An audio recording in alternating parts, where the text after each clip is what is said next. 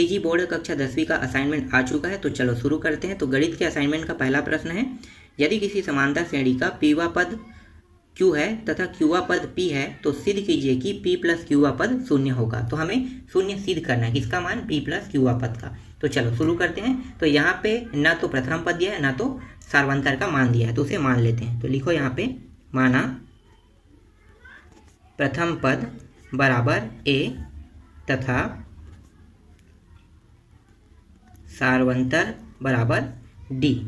ठीक है, प्रथम पद को हमने A माना और सार्वंतर को हमने D माना। अब दिया क्या है? दिया है पीवा पद बराबर, पीवा पद का मान हमें Q रखना है और क्यूवा पद का मान दिया हुआ है P दिया हुआ है। ठीक है, जहाँ पे पीवा पद होगा वहाँ पे Q रखेंगे, क्यूवा पद कहेगा वहाँ पे P रखेंगे। और समांतर श्रेणी का सूत्र क्या है? AN बराबर A प्लस N-1 और ये D है समांतर श्रेणी का सूत्र। अब हल करते हैं। अब हम सबसे पहले पीवा पद के निकालते हैं। तो लिखो यहाँ पे, पीवा पद बराबर A प्लस, अब यहाँ पे N है, उसके स्थान पे क्या होगा? पीवा पद के निकाल रहे हैं तो P हो जाएगा -1 और ये हो गया D। और पीवा पद का मान कितना रखेंगे? देखो पीवा पद का मान कितना है? Q है, तो Q रखो। तो ये आ गया Q बराबर A प्लस P-1 और ये रहा D। ठीक है, इसे हम पहला समीकरण नाम देते हैं। चलो बगल में देख लेते हैं, क्यूआ पद वाला निकाल लेते हैं। तो ठीक है, अब निकाल लेते हैं क्यूआ पद के लिए। तो क्यूआ पद बराबर A प्लस Q-1 और ये रहेगा D। क्यूआ पद का मान कितना रखेंगे? तो देखो यहाँ पे P है, तो P बराबर A प्लस Q-1 और ये रहा D। इसे हम दूसरा समीकरण नाम दे देते हैं। अब दूसरा समीकरण में पहला समीकरण को घटा देते हैं। तो घटा दो, तो यहाँ पे लिखो समीकरण 2 में समीकरण 1 को घटाने पर। तो समीकरण 1 क्या है? समीकरण 1 है P बराबर A प्लस Q-1 और D है। इसी तरह से समीकरण 1 को देखो, ये समीकरण 2 है ना, ये समीकरण 1 को देखते हैं हम। तो समीकरण 1 है P बराबर Q है, ये Q बराबर A प्लस P-1 और ये रहा D। घटा दें, तो ये घटाते हैं तो चिन्ह में क्या होगा? परिवर्तन हो जाएगा। तो ये हो जाएगा P और ये क्या बन गया? माइनस, तो P माइनस Q हो जाएगा। ये दोनों प्लस माइनस के कारण कट गया, ये प्लस में है ये माइनस में है, तो ये हो गया Q-1 और ये हो जाएगा, यहाँ पे है D भी है ना यहाँ पे, माइनस ये हो जाएगा P-1 और ये हो गया D। ठीक, यहाँ तक समझ में आया? चलो अब क्या करेंगे? P माइनस Q बराबर, यहाँ पे दोनों से D को उभयनिष्ठ निकाल लेते हैं। तो D आ गया सामने में, बचा क्या? बचा उसे कोष्टक में लिख लेते हैं। तो ये हो गया Q-1, ये माइनस के अंदर गुणा करेंगे तो ये क्या हो जाएगा? P प्लस में है तो माइनस में हो जाएगा, और ये माइनस में, तो माइनस माइनस क्या हो गया? प्लस हो जाएगा। तो ये रहा प्लस बन गया। P माइनस Q बराबर D। यहाँ पे देखो ये दोनों कट गया प्लस माइनस के कारण। यहाँ पे क्या है? यहाँ पे Q माइनस P बस है। अब मैं यहाँ से माइनस को बाहर निकाल लेता हूँ। तो माइनस को बाहर निकालूंगा तो ये माइनस हो जाएगा, D हो जाएगा, और ये जो माइनस में था वो क्या बन गया? प्लस हो गया, और जो प्लस में है वो क्या हो जाएगा? माइनस हो जाएगा। ठीक है, तो P माइनस Q हो गया। अब इसे यहाँ पे और भी मान है उसको भी लिख लेते हैं। अब ये वाले मान को इस बार तिर्यक गुणा के रूप में नीचे ला लेते हैं। तो P माइनस Q और ये हो जाएगा P माइनस Q, दोनों आ गया बराबर माइनस D। ये दोनों सेम होने के कारण कट गया। कितना है इसका मान? 1 आया इसका मान, और यहाँ पे माइनस D है। ठीक है, तो माइनस D है तो ये माइनस तो इस साइड आ जाएगा, तो ये हो जाएगा -1 बराबर D हो जाएगा। तो D का मान कितना आया? -1 प्राप्त हुआ। अब हम निकाल लेते हैं A का मान निकालते हैं। तो अब -1 को हम समीकरण 1 और 2 दोनों में से किसी में भी रखेंगे, निकल जाएगा। तो हम रख लेते हैं समीकरण 1 में। तो लिखो D का मान समीकरण 1 में रखने पर। समीकरण 1 क्या है? समीकरण 1 है Q बराबर A प्लस P-1 और D है।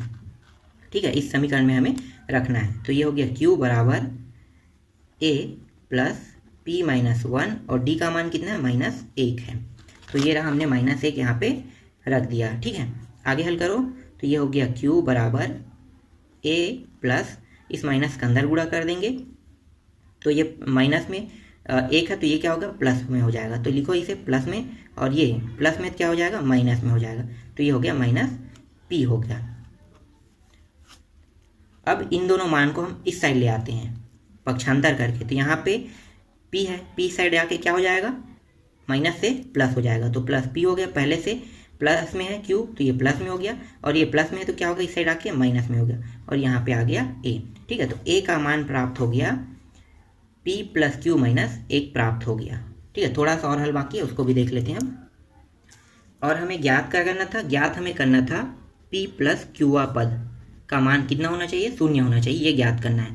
तो p प्लस क्यूआ पद के लिए निकालते हैं तो ये हो जाएगा a प्लस, सूत्र लिख लेते हैं, और n के स्थान में क्या रहेगा p प्लस क्यू माइनस 1, और d का मान कितना है, चलो d का मान मैं बाद में रखता हूँ, पहले इतना लिख लो। ठीक है, अब रखते हैं यहाँ पे मान, a का मान क्या निकाले थे अभी, a का मान निकाले थे हम लोग p plus Q minus 1 plus p plus Q minus 1, और ये रहा -1, p प्लस क्यू माइनस 1, और ये जो माइनस इसका पूरा इस पद के साथ गुणा हो जाएगा, तो गुणा कर देते हैं, तो ये हो गया प्लस में है और ये माइनस में, क्या होगा -p हो जाएगा, ये भी प्लस माइनस क्या होगा -q हो जाएगा, माइनस माइनस क्या हो जाएगा गुणा होके +1 हो जाता है, तो ये हो गया p प्लस क्यू माइनस 1, इसके बाद ये प्लस माइनस माइनस ही होगा, -p होगा, प्लस माइनस ये भी माइनस होगा, q होगा, प्लस प्लस प्लस होता है 1 होता है। अब देखें तो ये देखो p कट गया, q कट गया,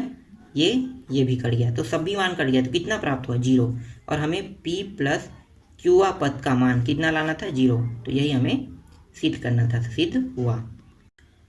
चलो आगे देखते हैं इस असाइनमेंट के दूसरे प्रश्न को। तो दूसरा प्रश्न है समांतर श्रेणी 1/9, 4/9 और 7/9 दिया हुआ है, और इसमें हमें ज्ञात करना है 12वां पद। ठीक है, तो 12वां पद ज्ञात करना, तो पहले हम श्रेणी को लिख लेते हैं। श्रेणी क्या है, श्रेणी को AP के नाम से भी जानते हैं। AP का मान क्या क्या दिया हुआ है 1/9, 4/9 और 7/9, और हमें ज्ञात करना है 12वां पद। ठीक है, यहाँ पे 12वां पद में कौन सा मान बैठेगा ये हमें ज्ञात करना है। ये बहुत ही आसान प्रश्न है। तो प्रथम पद क्या होगा, a का मान 1/9 और d का मान है यहाँ पे निकाल लेते हैं।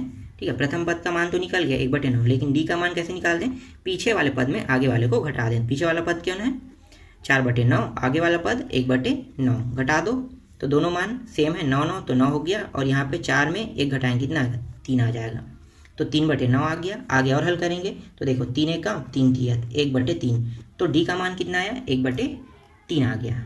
चलो अब क्या करेंगे, अब हम समांतर श्रेणी के सूत्र में इन मानों को रखेंगे। तो समांतर श्रेणी का सूत्र क्या है, an बराबर a प्लस n-1, और ये रहा d।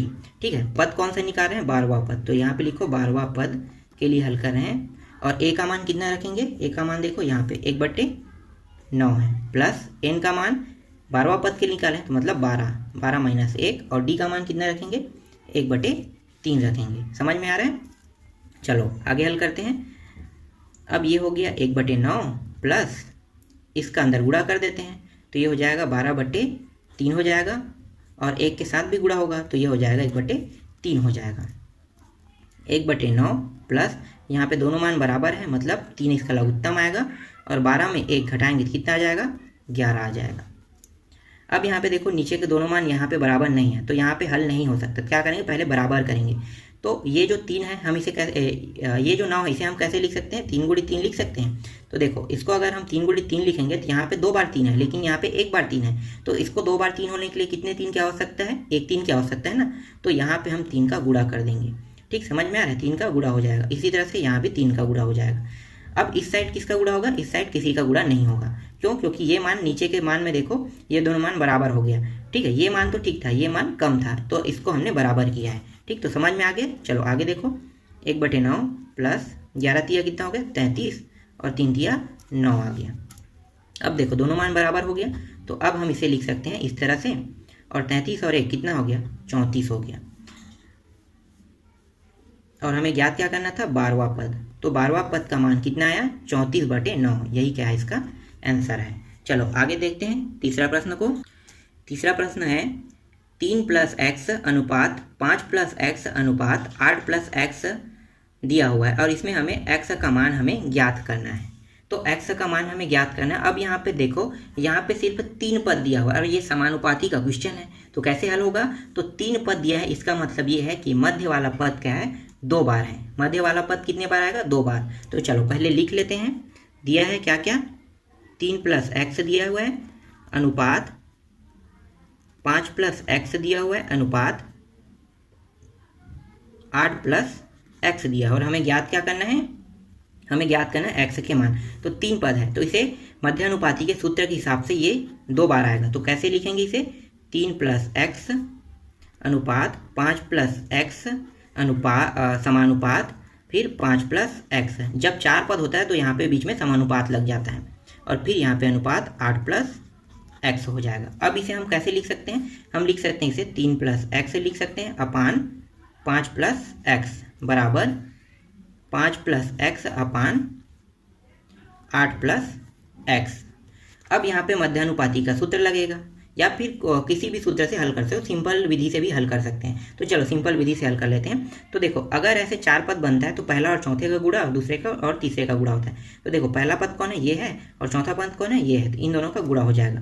तो 3 + x का गुणा हो जाएगा 8 + x से बराबर 5 + x का गुणा हो जाएगा 5 + x से। ठीक है, दूसरा और तीसरा का गुणा।